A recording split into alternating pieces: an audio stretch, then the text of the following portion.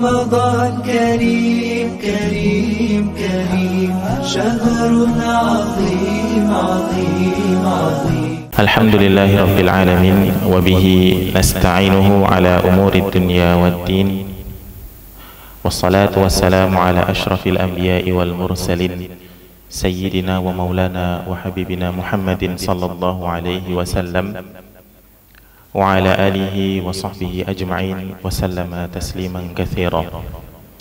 اللهم إنا نسألك علما نافعا ورزقا طيبا وعملا متقبلا. Amma ba'du. Ayyuhal kiram, para jamaah sekalian yang saya muliakan, hafizakumullahu ta'ala. Alhamdulillah, pada subuh kali ini kita bisa bermajlis di masjid yang diberkahi oleh Allah Subhanahu wa ta'ala dalam rangka menjalankan ketaatan kepadanya. Mudah-mudahan salat kita, zikir kita diterima oleh Allah Subhanahu wa ta'ala. Amin ya rabbal alamin. Yang kedua, salawat serta salam kita sanjungkan untuk beliau Nabi Muhammad sallallahu alaihi wasallam, kepada para keluarganya, para sahabat-sahabatnya, dan mudah-mudahan keistiqomahan kita dalam meniru kehidupan beliau, menjalankan sunnah-sunnahnya sallallahu alaihi wasallam, menjadikan kita pantas, layak untuk mendapatkan syafaat beliau pada hari kiamat. Amin ya rabbal alamin. Jamaah sekalian yang kami muliakan, Rasulullah bersabda, "Man shoma ramadhana imanan wa ihtisaban, ghufira lahu ma taqaddama min dzambihi." Jadi bulan Ramadan itu bulan puasa. Jelas ya, fix, no debat ya. Jadi afdolul amal di bulan Ramadan adalah puasa. Nah, di dalamnya, di dalam bulan Ramadan itu banyak fitur yang basically sangat support. Udah mirip anak Jaksel belum ini? Sangat support banget untuk improve kita, ya, to be better, gitu. Untuk jadi lebih baik, untuk menjadi best version of ourselves. Wah ya Allah, susah sekali ngomongnya. Untuk menjadi versi terbaik dari diri kita, itu bulan Ramadan. Kalau bahasa Rasulullah SAW itu ya, pintu surga dibuka, pintu neraka ditutup, setan-setan dibelenggu. Itu fitur biar kita bisa menjadi pribadi yang baik. Jadi nanti kita dapat achievement, dapat kebahagiaan tertinggi, keberhasilan yang luar biasa kalau kita optimal menjalankan ibadah di bulan Ramadan ini. Apa itu? La'allakum tattaqun, supaya kalian bertakwa. It's my dream, Mas. It's my dream, ya. Jadi mimpi kita menjadi orang-orang yang bertakwa. Nah, barakallahu fikum. Nah, untungnya Allah itu Maha Pemurah. Biar kita bertakwa itu Allah kasih clue, kasih petunjuk, kasih cara. Dan salah satunya adalah sebagaimana yang Allah firmankan, ya ayyuhalladzina amanu kunu qawwamina lillahi syuhada'a bil qist. Wahai orang-orang yang beriman, jadilah kamu sebagai penegak keadilan karena Allah. Wala yajrimannakum syana'anu qaumin alla ta'dilu. Dan janganlah kebencianmu terhadap suatu kaum mendorong kamu untuk berlaku tidak adil.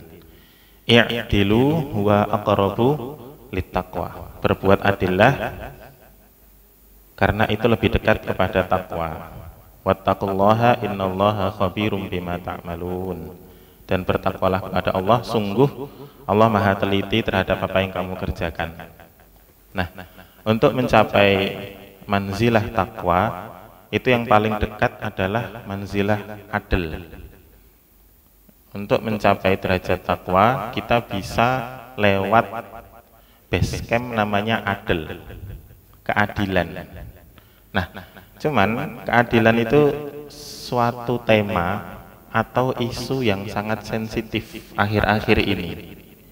Sangat sensitif, apalagi kalau berkaitan dengan kekuasaan atau berkaitan dengan kepemimpinan. Kenapa? Karena kepemimpinan atau kekuasaan itu sangat dekat, melekat, terikat, berkaitan, dan saling bertaut antara pemimpin dengan yang dipimpin. Ada hak dan kewajiban di situ. Maka keadilan itu sesuatu yang selalu menjadi topik utama dalam kehidupan manusia, selalu. Karena memang kedudukannya tinggi, kedudukannya agung. Misalnya kita pernah mendengar hadis Rasulullah SAW, sab'atun yuzilluhumullahu fi dhillihi yauma la dhilla illa dhilluh. Al-awwal siapa? Al-imam al-adil, pemimpin yang adil. Itu yang pertama kali mendapatkan naungan pada hari yang tidak ada naungan kecuali dari Allah Subhanahu wa taala. Nah, kemudian pemimpin yang adil ini punya keistimewaan. Apa? Skinnya itu keren gitu. Satu, doanya mustajab. Di antara doa-doa orang yang mustajab itu pemimpin yang adil. Kemudian orang yang berpuasa saat berbuka. Yang terakhir dakwatul mazlum, orang-orang yang terzalimi. Nah, pemimpin yang adil itu punya doa yang mustajab. Maka barakallahu fikum jamaah sekalian yang dirahmati Allah Subhanahu wa taala. Ini satu tangga yang bisa kita upayakan untuk bisa menjadi takwa, menjadi orang-orang yang bertakwa, yaitu menjadi orang-orang yang adil terlebih dahulu. Nah, cuman masalahnya menjadi adil itu ada caranya, harus ada caranya. Adil itu apa? Wad'u syai' fi mahallih, itu misalnya menempatkan sesuatu pada posisinya. Ya kalau stiker ya ditaruhnya di depan biar cetak gol. Kalau stiker ditaruh di belakang ya nggak apa-apa sih, nanti kalah gitu karena nggak ada yang nyetak gol. Atau misalnya kiper ya ditaruhnya di bawah gawang, jangan ditaruh di gawangnya musuh. Nah, nanti nggak ada yang jaga gawang sendiri. Ini adil, keadilan itu meletakkan sesuatu sesuai porsinya. Nah, dan Allah Subhanahu wa taala itu al-muqsit al-adil, maha adil, seadil-adilnya. Misalnya di antara bentuk keadilan Allah itu dalam urusan perbuatan hamba, Allah itu menetapkan fa amma man saqulat mawazinuh fahuwa fi 'ishatir radiyah wa amma man khaffat mawazinuh fa ummuhu hawiyah. Adil. Allah itu adil. Maka bulan Ramadan ini yang sakulat mawazinuh, alhamdulillah dia bersyukur. Tapi misalnya bulan Ramadan ini dia khaffat mawazinuh, lalai, ya nanti kasihan gitu. Itu adil, adil dari Allah Subhanahu wa taala. Atau misalnya ketika kita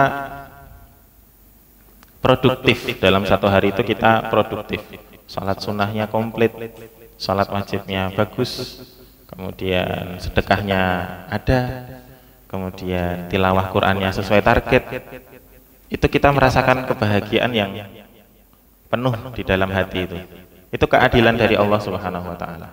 Tapi ketika ada suatu hari yang kita sengaja mengurangi porsi-porsinya, menyengaja meninggalkan sunnah, menyengaja meninggalkan tilawah, menyengaja ini dan itu, meninggalkan hal-hal yang baik tadi, maka tiba-tiba di dalam hati ini terasa hampa, ada galau-galaunya, nggak kayak biasanya nih gitu. Nah, ini keadilan dari Allah Subhanahu wa taala. Atau misalnya bentuk keadilan Allah yang lain adalah dalam masalah hidayah. Allah berfirman, "Wa ma kunna mu'adzibina hatta nab'atsa rasula." Dan kami tidak akan mengazab suatu kaum sampai kami mengirim rasul.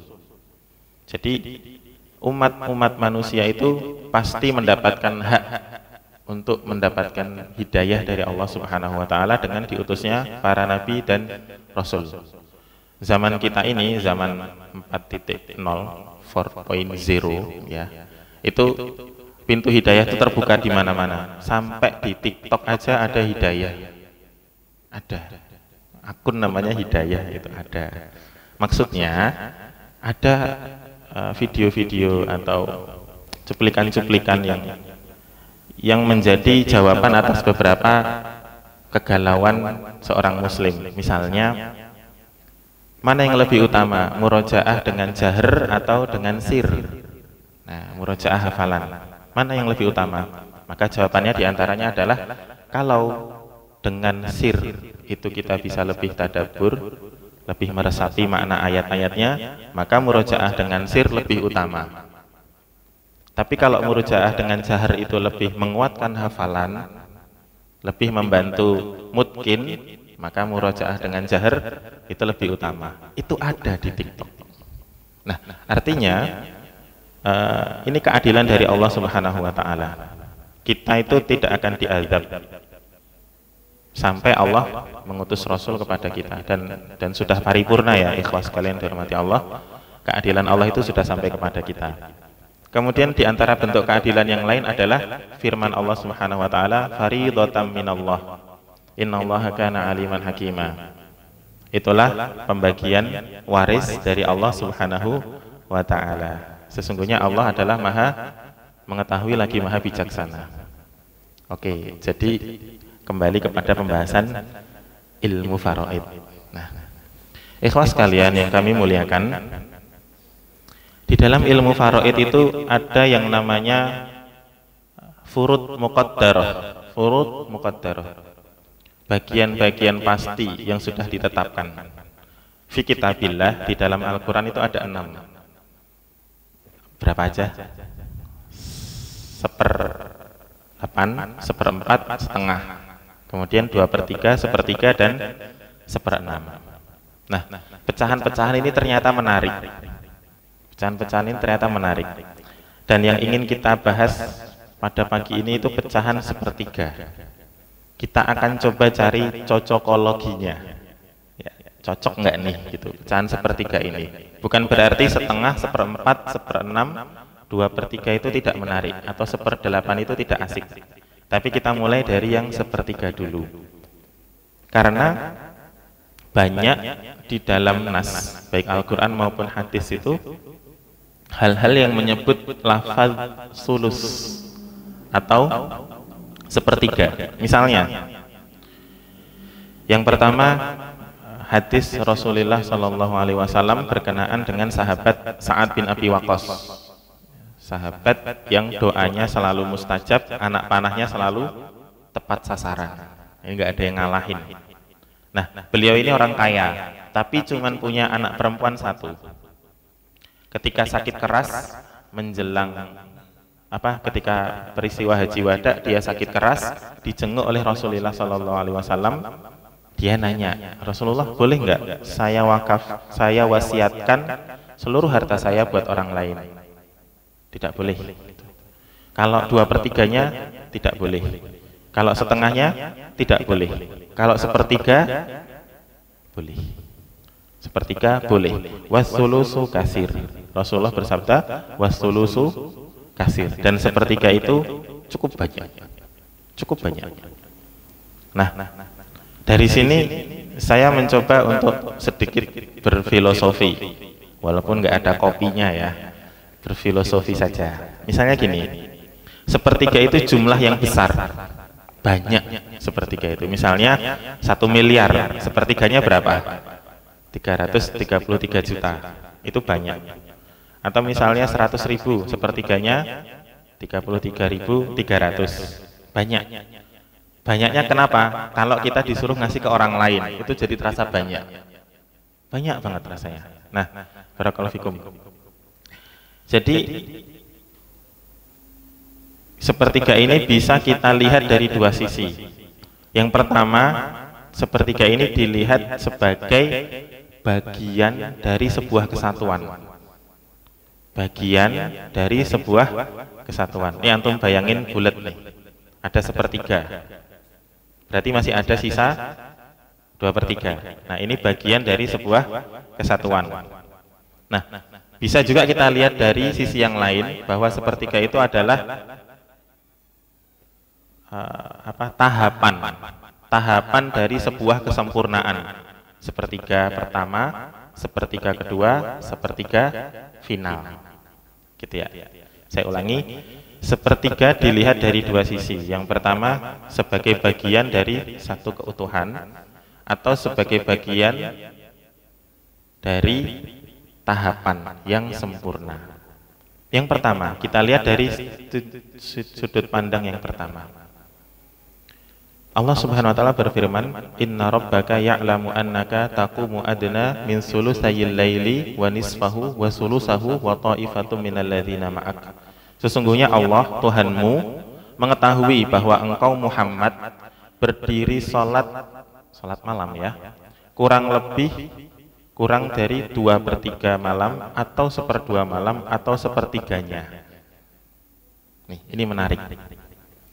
Jadi salat malam itu kalau kita ngerjakannya sepertiga aja, itu udah banyak.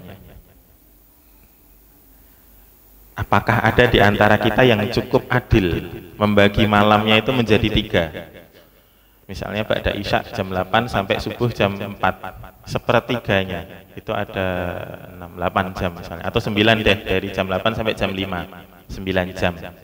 3 jam buat tilawah Quran, taraweh, tilawah Quran, kemudian 3 jam buat naum, tidur, 3 jam buat sholat.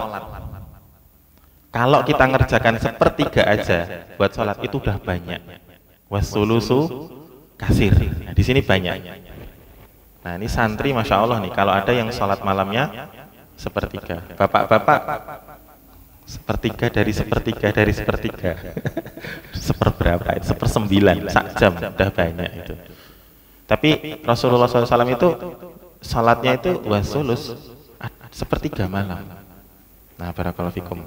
Atau misalnya kita melihat caranya Nabi Daud alaihissalam membagi malam. Jadi ahabbus shalah ilallahi sholatu Daud. Salat yang paling dicintai oleh Allah itu salatnya Nabi Daud. Kenapa? Karena yanamu nisful lail. Nabi Daud itu tidur separuh malam. Wa yaqumu sulusahu. Bangun salat sepertiganya. Wa yanamu sudusahu. Kemudian tidur lagi 1/6. Jadi kalau kita melihat sepertiga itu dari sebuah kesatuan, sepertiga itu banyak dan besar. Kalau kita menempatkan sholat malam itu sepertiga dari seluruh malam, itu banyak sekali. Sangat banyak sekali. Nggak usah muluk-muluk 2/3, sepertiga aja. Sepertiga itu sudah banyak sekali. Atau misalnya sabda Rasulullah SAW berkenaan dengan perut. Jadi la mahalata fasulus li ta'amih. Lambung itu sulusnya untuk makanan. Wasulus li syarabi, sepertiganya untuk minum. Wasulus li nafsi, sepertiganya untuk ambekan, untuk nafas. Nah, jadi pas buka puasa itu mestinya rumus ini yang kita pakai, saudara-saudaraku tercinta ya. Cuman kadang-kadang sepertiga itu gorengan, sepertiga itu es buah ya, sepertiganya nasi full. Nafasnya di mana gitu. Nah, padahal kalau kita mau ngikuti Rasulullah, kita isi sepertiga aja. Itu sehat. Tapi kalau kita isi lebih dari sepertiga, gendut, melar. Maka sesungguhnya bulan Ramadan ini menjadikan kita itu lebih sehat. Karena kita diet, mau nggak mau kita itu diet perut kita, diet kebiasaan kita. Misalnya sehari nonton Instagram 3 jam, ya, ambil aja sepertiga, sejam aja nonton Instagramnya. Terus apa misalnya dengerin toxic people gitu, mendengarkan obrolan orang-orang yang banyak mengeluh, banyak membicarakan hal-hal tidak berguna, itu kita diet dari itu. Kemudian kita banyak misalnya naudzubillah min dzalik membaca hal-hal yang kurang manfaat, kita diet dari itu. Kemudian mengalihkan pada hal-hal yang lebih sehat. Nah, barakallahu fikum, sepertiga ini besar. Kalau kita cukupi sepertiga, itu sudah Masya Allah. Makanya kita coba pindahkan rumusan sepertiga ini pada hal-hal yang lain di luar itu. Misalnya begini, ada seorang laki-laki ingin berusaha menjadi sebaik-baik orang bagi keluarganya. Dia ingin menjadi seorang ayah, seorang suami yang paling baik akhlaknya untuk keluarganya. Berarti dia mencari nafkah, dia mendidik, tapi dia juga membersamai keluarga tersebut, menyayanginya, membantu. Nah, tapi ada kesulitan di sini. Maka kalau kita buka kesulitan itu, kita urai dengan rumus sepertiga, dalam satu hari kita masing-masing punya 24 jam. Misalnya, sepertiganya 8 jamnya itu untuk kerja. Untuk kerja 8 jam kerja itu udah banyak, udah capek ya. Ada yang 8 jam itu sebulan dapat UMR, ada yang dapatnya separuh UMR padahal 8 jam kerjanya. Ada yang sama-sama 8 jam kerja dapatnya 20 kali UMR, itu juga ada gitu. Gajinya sebulan sampai 200 juta, itu juga ada. Karena mungkin kualitasnya. Nah, artinya kerja 8 jam sehari itu udah banyak, udah capek. Nah, kemudian dibagi sepertiganya lagi, 8 jamnya itu untuk dirinya sendiri, untuk tidur, untuk makan, untuk sholat, untuk tilawatul Quran, untuk ya ngopi-ngopi dan seterusnya. Nah, itu sepertiganya. Kemudian sepertiga terakhir dia pakai untuk khidmah, untuk melayani keluarganya, membantu istrinya, mendidik anaknya, mendengarkan celoteh mereka, memberi solusi dan seterusnya. Sepertiga sisanya. Ini kalau kita bagi sepertiga peran tersebut. Nah, barakallahu fikum. Tapi sepertiga ini tidak saklek karena tiap orang itu beda-beda keadaannya. Ada yang jam kerjanya lebih dari 8 jam, tetapi di hari berikutnya dia kosongnya juga lebih dari 8 jam. Maka sebetulnya ya tinggal diatur, dimusyawarahkan bagaimana supaya kita itu fokus. Sepertiga itu menjadikan kita fokus, lebih mudah fokus. Dia tidak sebanyak setengah. Kalau setengah itu kan 2 sisi, kayaknya agak berat gitu. Tapi kalau 1/4 atau 1/5 itu terlalu riweh. Jadi sepertiga itu pas, tidak seberat 1/2, tapi lebih berbobot daripada 1/4 ataupun 1/5. Nah, barakallahu fikum. Jadi ada mungkin beberapa orang yang kerjaannya itu bekerjanya 8 jam lebih karena keadaan ya, pergi pagi pulang petang, pontang-panting, penghasilan padahal pas-pasan gitu. Terus pasti pulangnya penat, palanya pusing, penuh penderitaan. Itu ada orang-orang kayak gitu. Lebih dari 8 jam. Padahal 8 jam aja sudah berat. Nah, ini jamaah sekalian dihormati Allah Subhanahu wa taala, untuk orang-orang yang seperti ini, ketika dia tidak bisa khidmah kepada keluarganya, nggak bisa bantu, nggak bisa problem solving kepada istri ataupun anaknya karena waktunya habis di luar, mungkin dia bisa menggantinya dengan cara yang lain. Mungkin dia bangun di sepertiga malam dalam tahajudnya, dia mendoakan istrinya, mendoakan anaknya, orang tuanya, sanak familinya, semuanya dia doakan. Karena di antara bentuk cara mensolehkan keluarga itu adalah dengan memperbanyak salat sunnah. Nah, ini di antara solusi. Maka tadi rumusan sepertiga itu menjadikan kita punya alternatif untuk fokus dalam memenuhi keadilan, untuk menjadi adil. I'dilu wa aqrabu littaqwa. Nah, kemudian misalnya untuk santri ini gimana bagi waktunya yang 24 jam sepertiga. Maka dilarang di Al-Islam itu, setahu saya dilarang tahfidz 12 jam sehari. Gak boleh santri itu ngaji 12 jam sehari. Gak boleh ya Rizal, betul ya? Gak boleh, kebanyakan. Gak mungkin ada, maksud saya tuh. Gak mungkin ada santri ngaji 12 jam sehari, itu gak ada. Ini gak adil. Maksimal 8 jam aja.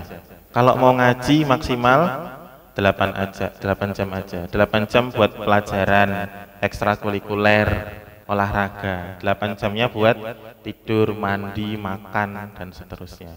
Ini adil.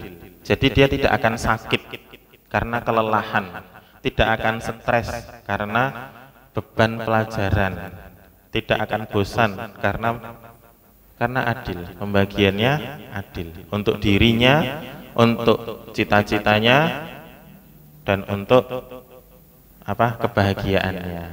Sepertiga ini. Nah, barakallahu fikum, cuman bagi sebagian orang rumusan ini ribet. Dibagi sepertiga ini ribet. Alah sasat, yang penting jalani aja hidup tuh, mengalir apa adanya. Keselokan mau kan gitu, kan enggak. Nah, jika kita menganggap sepertiga ini ribet, maka mungkin kita bolehlah meniru stylenya Imam Abdullah bin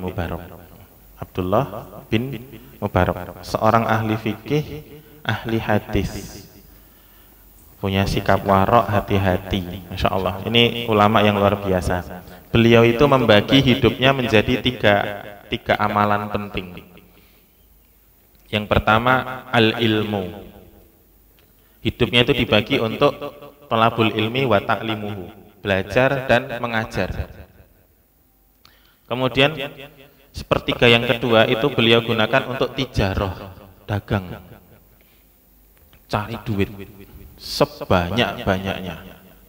Kemudian sepertiga yang terakhir dia gunakan waktu hidupnya itu untuk al-jihadu fisabilillah, untuk berjuang di jalan Allah Subhanahu wa ta'ala. Ini puncak kemuliaan. Dia alim, dengan ilmunya itu dia menerangi manusia, dia tajir, sugih, pol gitu. Dia dengan kekayaannya membantu banyak orang. Kemudian dia berjihad, turun langsung ke lapangan. Ini Masya Allah.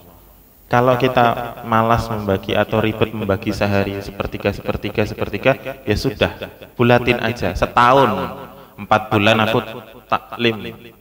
ta'allum wa ta'lim, 4 bulan aku dagang, 4 bulan aku jihad, dakwah,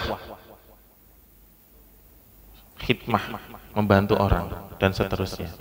Ini untuk laki-laki. Untuk perempuan, wallahu a'lam, mungkin punya cara yang berbeda dalam membagi tiga hal ini. Barangkali mungkin ya, sepertiganya untuk belajar, iya.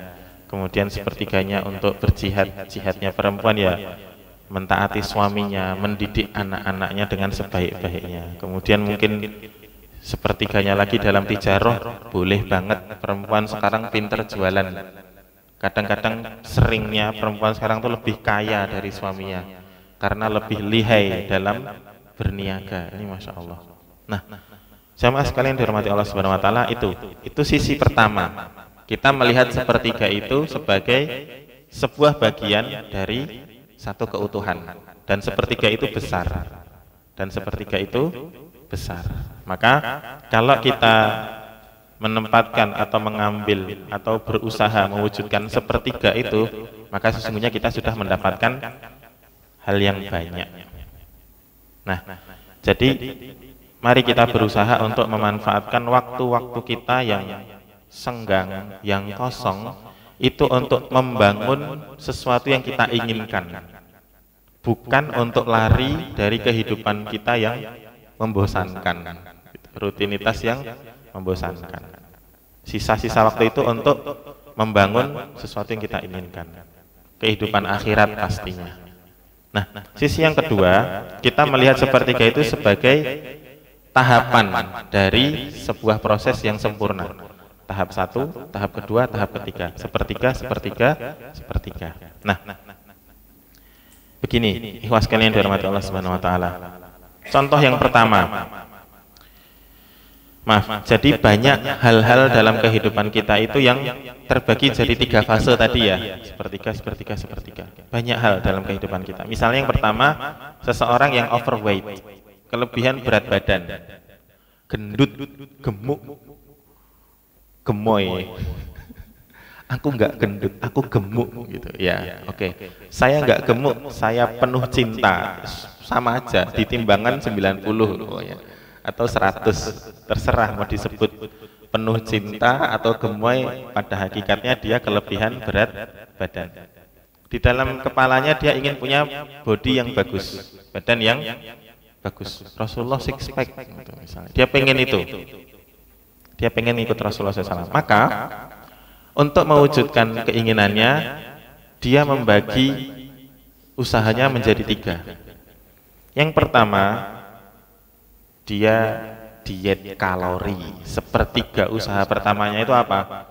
Mengurangi berat badannya itu. Dia nggak langsung lari ke gym, karena di antara saran-saran praktik si bodybuilder kalau mau punya body yang bagus itu, kalau gendut jangan langsung ke gym, tapi diet, puasa dulu. Nah lumayan nih, ada Ramadan, ada Syawal. Cuman Syawal itu artinya kan bertambah ya teman-teman, itu rahmati Allah. Bertambah semangat ibadahnya, bertambah pula keluasan hatinya, ya. Tambah lebar badannya. Nah Syawal dia langsung masuk ke sepertiga yang kedua, membentuk tubuhnya. Sepertiga pertama puasa, diet, sepertiga kedua membentuk tubuh, sepertiga terakhir mempertahankannya. Nah, tiap fase itu penting. Seringnya sepertiga yang pertama itu yang paling penting. Sepertiga pertama itu yang paling penting. Atau contoh yang lain, misalnya seseorang yang punya usaha kuliner, kuliner malam ataupun siang, atau dia sebagai seorang chef. Dalam menyajikan hidangan, dia juga melewati 3 tahap ini. Tahapan sepertiga yang pertama, mengumpulkan bahan-bahan yang berkualitas. Nah, bagus-bagus, dagingnya bagus, kompornya bagus, pisaunya bagus. Kemudian masuk tahap kedua, memprosesnya, memotongnya itu bagus.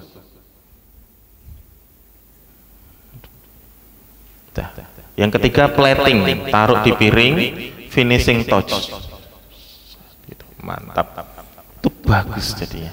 Atau misalnya pedagang kebab misalnya, dia pilih daging yang bagus, udah disiapin di rumah, ready, kemudian udah semuanya toolsnya lengkap, dia buka gerobaknya.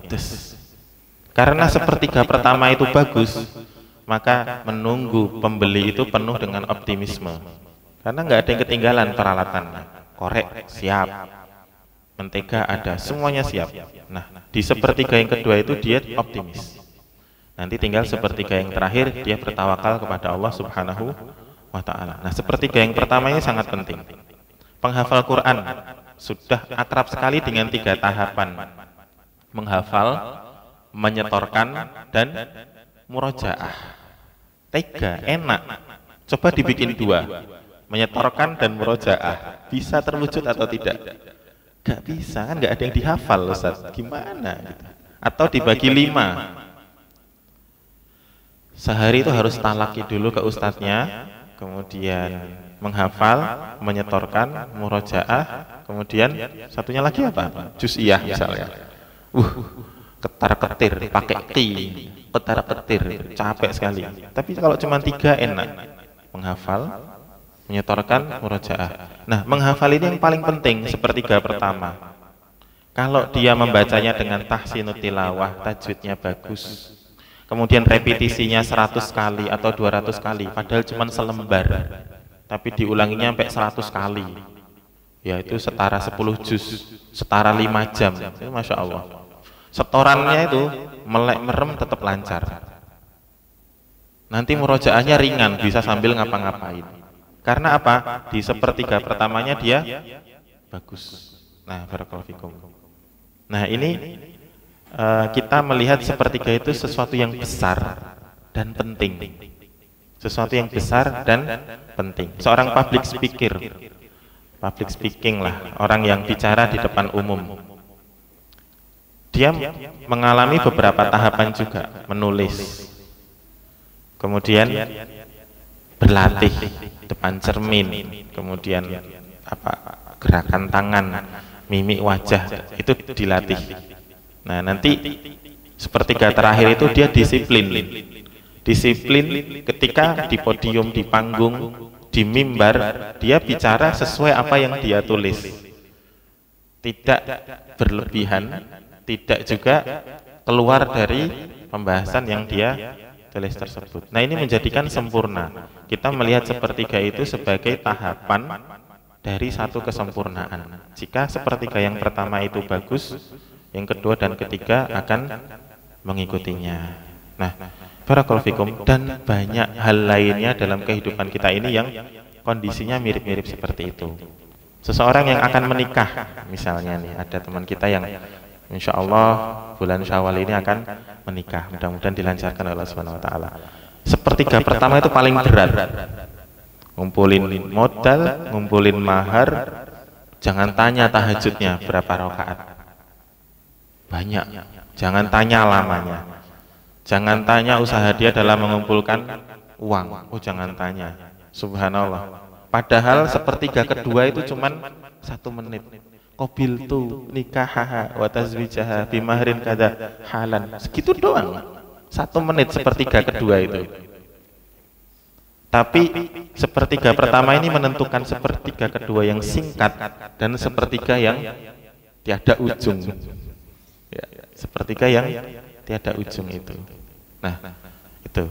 Dan hal-hal yang lain yang bisa kita aplikasikan di dalam kehidupan kita, bahwa kalau kita mencoba menerapkan sepertiga ini, kita fokus, lebih mudah fokus. 20 tahun pertama dalam hidup thalabul ilmi, hafalin Quran, kuliah.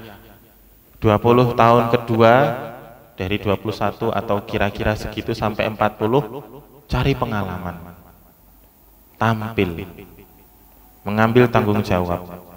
Nanti 40 ke atas sudah jadi orang yang ikhlas, berbakti kepada orang tua, sudah betul-betul hatinya itu lillahi ta'ala. Resiko-resiko dunia dia sudah tidak takuti lagi.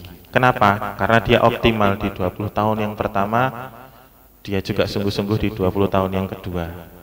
Tetapi sepertiga-sepertiga yang tahapan sempurna ini, kadang-kadang yang pertama kita enggak optimal, kadang-kadang kita ketinggalan, meleset.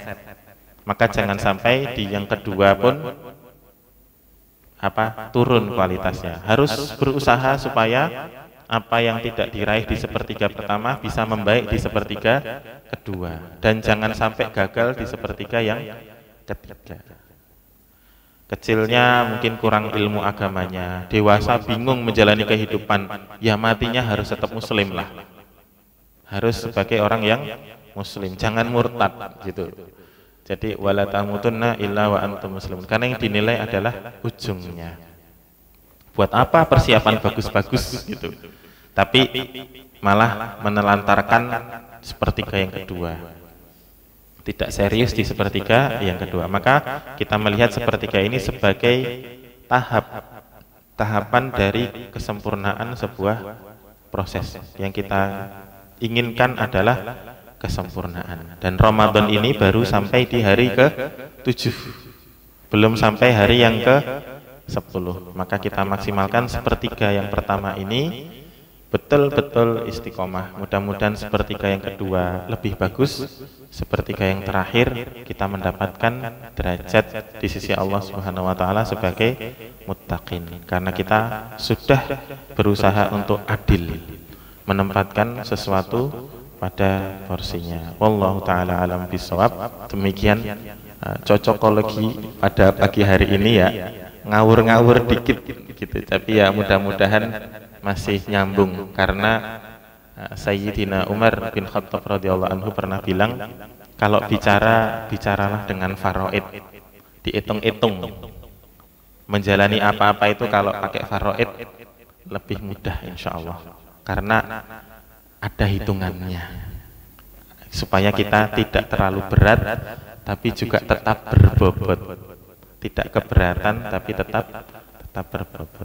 Subhanakallahumma wa bihamdika asyhadu an la ilaha illa anta astaghfiruka wa atubu ilaik. Mohon maaf atas segala salah dan kurangnya, mudah-mudahan bermanfaat. Wassallallahu ala nabiyyina Muhammadin wa ala alihi wa sahbihi ajma'in. Walhamdulillahi rabbil alamin. Assalamualaikum warahmatullahi wabarakatuh.